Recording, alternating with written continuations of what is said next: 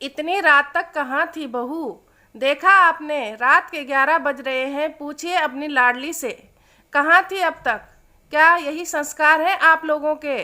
कड़कड़ाती आवाज में ससुर जी। अंदर तो आने दीजिए भाई साहब, बैठकर बात करते हैं। प्राइवेट नौकरी है, कुछ काम आ गया होगा। इसकी तरफ से मैं माफ़ी मांगता हूँ, हाथ जोड़कर बोले पापा। हाथ क्यों जोड़ रहे हैं पापा? क्या इतना भी विश्वास नहीं है अपनी बेटी पर? ऐसा ही है तो पूछिए ना इनका अपना बेटा कहाँ है। संस्कार की बात करते हैं, गुस्से से बोली मानवी, और एक दूसरे का मुंह ताकने लगे।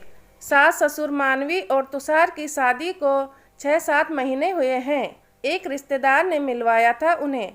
पढ़ी लिखी और नौकरी पेशा मानवी का परिचय पाकर ही पसंद कर लिया था। उसके सास ससुर और तुषार ने उसे फिर तो रोज फोन करते, उसके मम्मी पापा को और रिश्तेदारों से भी कहलवाते, छोटा परिवार और सेटल्ड लड़का, और क्या चाहिए। आजकल इस तरह 1-2 बार मिले एवं मानवी और उसके घर वाले भी मान गए और धूमधाम से शादी हो गई। दोनों के मम्मी पापा और तुषार 3 ही लोग थे घर में, यही दुनिया और यही परिवार। कुछ ही दिन में वापस ऑफिस भी ज्वाइन कर लिया मानवी ने, और बगैर रुकावट के चल रहा था सब। 2-3 महीने सब अच्छा रहा और धीरे धीरे तुषार की आदतें बदलने लगी। बदलने क्या लगी, उसके दोस्तों के ग्रुप में वह अकेला ही विवाहित है तो अपने आप को बंधा हुआ समझने लगा और वापस आज़ादी ढूंढने लगा उनके साथ। कभी कभी से शुरू हुआ यह सिलसिला अब तो रोज की आदत बन गई। देर रात नशे में धुत घर लौटना व गुस्सा करना उसकी आदत हो गई। कुछ दिन तो कुछ नहीं बोली मानवी की, चलो ऑफिस की टेंशन होगी या कोई और समस्या होगी, लेकिन धीरे धीरे रात भर गायब रहने लगा। अक्सर पूरी रात बीत जाने के बाद सुबह 5-6 बजे घर आता, वह भी लड़खड़ाते हुए। इस वजह से ऑफिस भी नहीं जा पाता और वहां से भी शिकायतें आने लगी थी।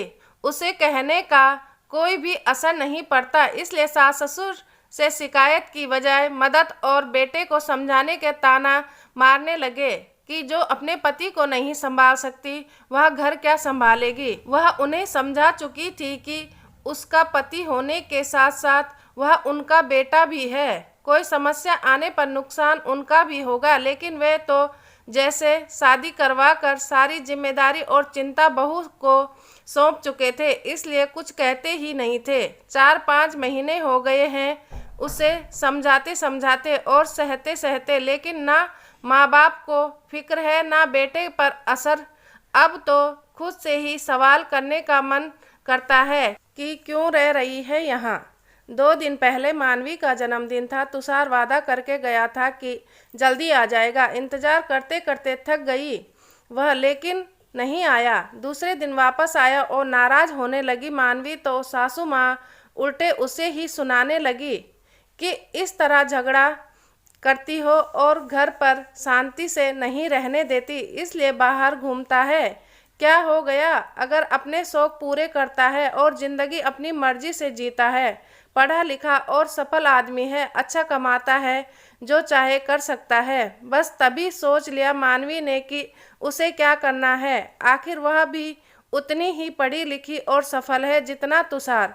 किसी की बराबरी नहीं करना चाहती वह, लेकिन शादी के बाद उसने भी काफ़ी बदलाव किए और अपनी जीवन शैली में, जैसे ससुर जी की आज्ञा अनुसार रात 8 बजे से पहले घर आना, वेस्टर्न कपड़े नहीं पहनना, देर रात की मीटिंग्स व पार्टी में भाग नहीं लेना, शहर से बाहर भी जाए तो रात को वापस आना व घर आने के बाद कोई ऑफिशियल कॉल अटेंड नहीं करना।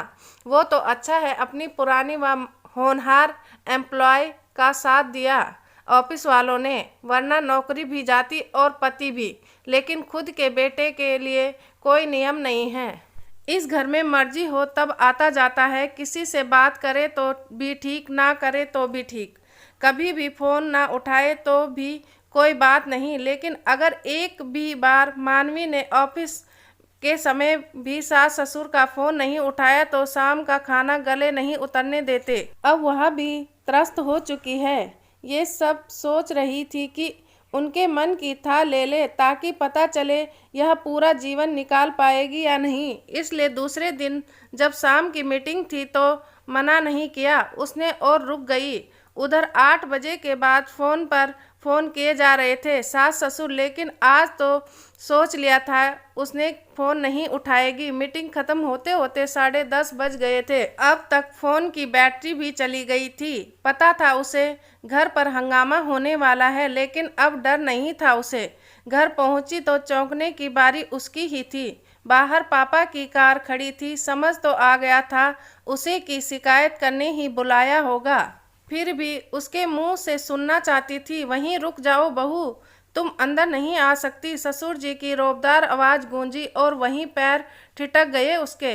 तब तक पापा मम्मी और सासू माँ भी बाहर आ चुके थे। हमारे घर की बहू बेटियाँ इस तरह बिना बताए गायब नहीं रहती। बताओ बहू, इतनी रात तक कहाँ थी? ससुर जी के सवाल के बदले में पापा माफ़ी मांग रहे थे, लेकिन मानवी के सवाल ने ससुर जी को ही निरुत्तर कर दिया। बताइए ना पापा जी, कहाँ हैं आपके सुपुत्र? मैं तो आज पहली बार लेट आई हूँ, लेकिन वे तो आते ही नहीं। क्या उनके लिए कोई संस्कार नहीं बने हैं? मानवी ने पूछा। वह पुरुष है, चाहे जो कर सकता है। तुम औरत हो, इस घर की बहू और इज्जत हो तुम। सासू माँ बोली। अच्छा बहू, घर की इज्जत और बेटा, उसे कोई रिश्ता भी है या नहीं?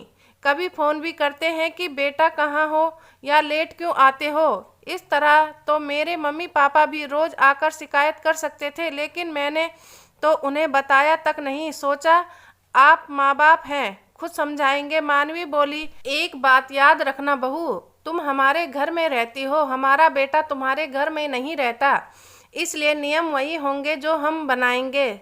समझा दीजिए अपनी बेटी को। यहाँ रहना है तो हमारे हिसाब से रहना होगा। पापा की ओर देखकर बोले ससुर जी। ठीक है, ऐसा ही है तो हम वापस ले जाते हैं अपनी बेटी को। शादी करवाई है उसकी, बेचा नहीं है जो वापस नहीं मांग सकते। हमने सोचा था पढ़े लिखे लोग हैं, हमारी बेटी को समझेंगे, यही सोचकर तो बेफिक्र हो गए थे और ज़्यादा दखल अंदाजी भी नहीं करते थे। लेकिन अब लगता है थोड़ी दखल दी होती तो हमारी बच्ची को इतना सहना ना पड़ता। अब तो पापा भी चुप नहीं रहे। ये ऐसा नहीं कह रहे समधी जी, क्या हम अपनी बहू को उसकी गलती पर डांट भी नहीं सकते? ऐसे कैसे जाएगी आपके साथ? अभी तुषार भी घर पर नहीं है। रंग बदला सासू माँ ने। अगर यह सिर्फ डांट होती तो ये आधी रात का तमाशा नहीं होता। समधन जी, रही बात आपके बेटे के घर पर ना होने की, तो 4-5 महीने से यही सुन रहा हूँ मैं। वैसे भी मेरी बेटी अपने माता पिता के घर जा रही है, कहीं और नहीं। जो आज्ञा लेनी पड़े वो भी उस व्यक्ति से जो खुद कभी घर नहीं आता। फिर भी कह दीजिएगा अपने सुपुत्र से हमें रिश्ते तोड़ने का शौक नहीं है, इसलिए अगर निभाना चाहे तो आ जाए हमारे घर, उसी तरह रहने जिस तरह हमारी बेटी रहती थी यहाँ ससुराल के नियमों के अनुसार। क्योंकि मेरी बेटी भी उतनी ही पढ़ी लिखी और सफल है जितना आपका बेटा। चाहे तो आपका भी स्वागत है। चले ससुर जी को जवाब देकर माँ बेटी को इशारा किया और गाड़ी में जाकर बैठ गए। पापा वह सर पर हाथ रखकर वहीं बैठे रह गए सास ससुर। आशा करती हूँ ये कहानी आप लोगों को अच्छी लगी होगी। अच्छी लगी तो लाइक करें, शेयर करें, मेरे चैनल को सब्सक्राइब करें, कमेंट में अपनी राय जरूर दें। इस कहानी से क्या प्रेरणा मिली है? वीडियो देखने के लिए बहुत बहुत धन्यवाद। मिलती हूँ एक और अच्छी कहानी के साथ।